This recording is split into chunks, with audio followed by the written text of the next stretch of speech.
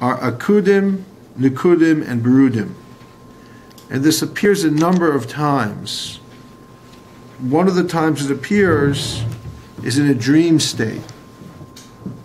So again, akudim means, literally it means the sheep that had circular black marks around, let's say, their legs. That's akudim, like a bracelet looking type of mark, black wool on their regular white wool. So that is going to refer to the world of akudim, where the 10 sfirot, the vessels of the 10 sfirot, are not yet fully pronounced into 10 strong separate vessels yet. So they are like contained, there are 10 lights that are contained within one vessel. And we know from actually having studied in depth the Ari that that's not true. That's a gross oversimplification. That there were also 10 vessels in the world of akudim. It's relative to the worlds below it. The vessels were not as powerfully enunciated and differentiated, but there was still some level of 10 separate sfirot, even on the vessel level, but it's all relative, which is one of the things we're going to learn about a lot, is the relativity of all of these concepts, depending on what we're comparing it to. But the world that we're now coming into is the world of Nikudim.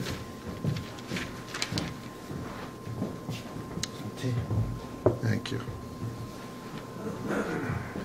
And the world of Nikudim is the spots on the goats. And in a nutshell, the difference then becomes that the Sfirot in the world of Nikudim are each one like an individual spot, a dot, that is not able to. The advantage of the world of Nikudim over the world of Nikudim is now that each one of them is more individually pronounced. The vessels are individualized as opposed to generalized. Meaning, before they were one. In a sense, they shared so much of their qualities that they were essentially considered on a certain level one vessel for all of the 10 sfirot of the light.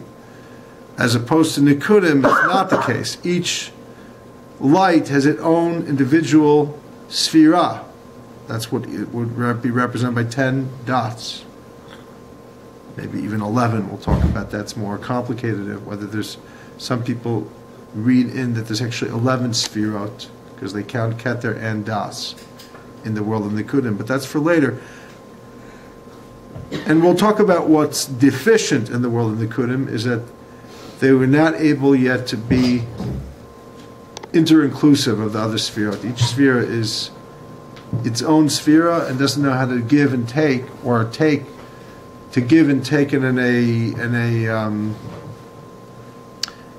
measured way that includes the other sfirot in it.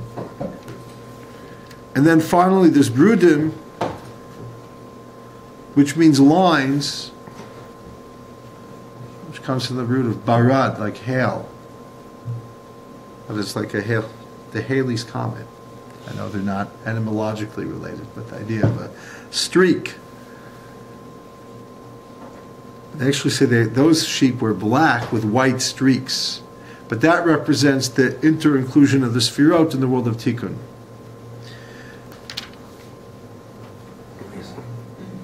So you have this concept as well of this meditation. It's a very way out concept. The sages say that he actually made pieces of wood. He carved out on these pieces of wood these various designs. Some of the wood had the speckles, the circles, and he put them in front of the troughs, in front of the watering holes, that the female sheep would go on. And then when the male sheep would go on to the female sheep, they would see these kind of things with these And that would be on their mind, and then their children would have these images on them. So a simple reading of that is there was an ancient belief that if somebody saw something during pregnancy, I think like a woman would see like a cow like chasing after her during pregnancy, there was a chance that her child would look like a cow. Be careful. Don't watch any violent TV shows with scary monsters during pregnancy. Isn't halakha if a woman sees certain things after the mikvah, she has to go backwards? And soften her. What are you asking for? The woman sees a dog, after she comes out of the mikvah, she has to go back and dip again. This is beyond the scope of the world of Nikudim. Soften her, just shot and soften her. I don't know. But let's talk about how this does relate to the world of Nikudim. I will tell you, is that what was going on is that they say that what Yaakov was doing is he was putting on tefillin. Maybe he was putting on tefillin. So it says that this was his way of putting on tefillin. He was really putting on tefillin. Why? Because when we put on tefillin, we're trying to fix the sefirot. That's why there's 3, 7, there's a whole, the shin, the dal. They're all related to the various sefirot when we put on tefillin. And the olamos, and the worlds. Between the head and the hand tefillin. Between the knots and the boxes and the parshios. It's a very complex kind of arrangement that the Zohar and the Ari talk about in great detail. What do you mean by fixed? Balancing them? Yeah, it was trying to realign the universe, to recreate the world, fixing the Chetei Tzadas and so on, bringing in a new light. So what he was doing is he was meditating on these olamos, these 3 worlds, to rectify them and to put them in the right position.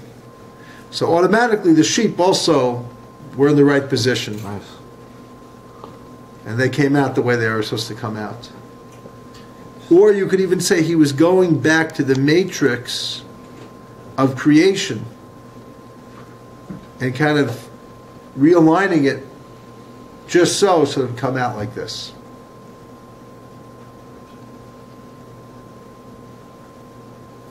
So if we could figure this out, we could make a lot of money. No, I'm just kidding.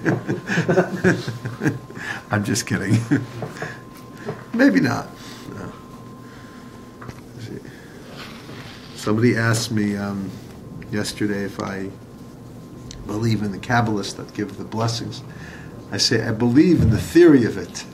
You know, like I believe it should be. There should be such a thing. The reality, I think, it's not mostly not true. You know, the person who supposedly has the special power and they could see and tell you and they could fix things for you. I think 99% are just whatever. They have to make a living and they might have a little better insight than most people because they have studied Kabbalah and they've seen a lot of people give a lot of people blessings. It doesn't hurt. As long as you can afford it, So, you have to know your spending limit. But the idea, yeah, absolutely, the idea that somebody could be tapped in is a very powerful idea that I believe in theory. But practice is go to doctor, go to a medical doctor and practice.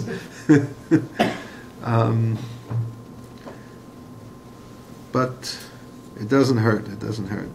So.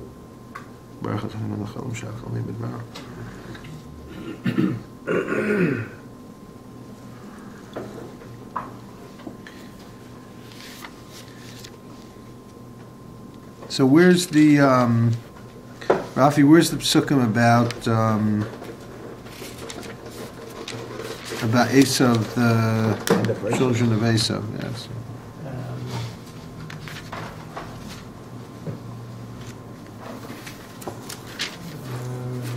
So in Vayishlach? No, I think it's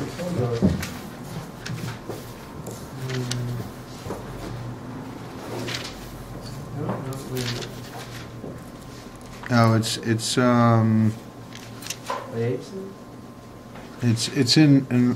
Vayishlach. Yeah. So it's the 31st pasuk verse of chapter 36 in Bereshis, in Genesis. So it's just the following. It's the end of Vayishlach. Ve'ela hamalachim asher malchu be'eretz Edom. These are the kings that reigned in the land of Edom. Lifnei malach melech lifnei Yisrael. Before a king reigned over the reigned over the children of Israel. Vayimloch be'Edom Bela ben Ba'ar v'shem iro dinahava. In Edom was king Bela, the son of Ba'ar, and the name of his city was Dinhava. Vayamas Bala, and Bala died. Vayimloch tachtav Yova ben Zarach miBatzra. And in his place, another king reigned, Yovev, from Batzra. Sounds familiar, some of these names, right? Vayamas Yovav, Vayimloch tachtav Chusham. Yovav dies, and Chusham from Eretz HaTemani, he reigns, he becomes king. Vayamas Chusham Vayimloch tachtav Hadad ben Badad. Some interesting names here. Chusham dies, and in his place reigns Hadad ben Badad. Hamakas Midian B'stei Moav V'shem Ira Aviot. Tells us a little bit of history. Vayamas Hadad V'yimloch tachtav Samla Mimasreka. Then Hadad dies, and Samla reigns, and then Vayamas Samla. Then Samla dies. V'yimloch tachtav Shaul Merchovot Hanar. And then Shaul, not to be confused with the king of Israel. And then Vayamas Shaul V'yimloch tachtav Baal Chanan ben Achbar, and then Chanan reigns. Then Vayamas Baal Chanan ben Achbar, he dies. V'yimloch tachtav Hadar. Then Hadar reigns in his place. V'shem ira pa'u v'shem ishto. Okay, here's a very, very significant. Until now, other than the introduction and a repetition of a number of kings, it seemed pretty much the same. Maybe a little bit of history thrown into one of the psukim. But this one is entirely different. Why? For two reasons. It tells us he had a wife and what his wife's name was, which would either imply the other ones didn't have a wife, or if they did, it was insignificant, it wasn't important. And also that the name of his wife is important as well. And the third thing that's significant is that it doesn't say that he died. Again, if we're learning this as a literal, letting us know, we have to know about Esav is our Uncle Esav. Who are our cousins? It's fine. Okay, he wants to tell us the history of the geopolitical world. We shouldn't think today, and the yeshiva world, I might say, Egypt, Shmegypt, we don't have to know about these things. No, we have to know. These are our cousins. We have a history in the world. We're part of the world. We have family, even if they didn't stay close. So we have to know. Okay, that's pshat.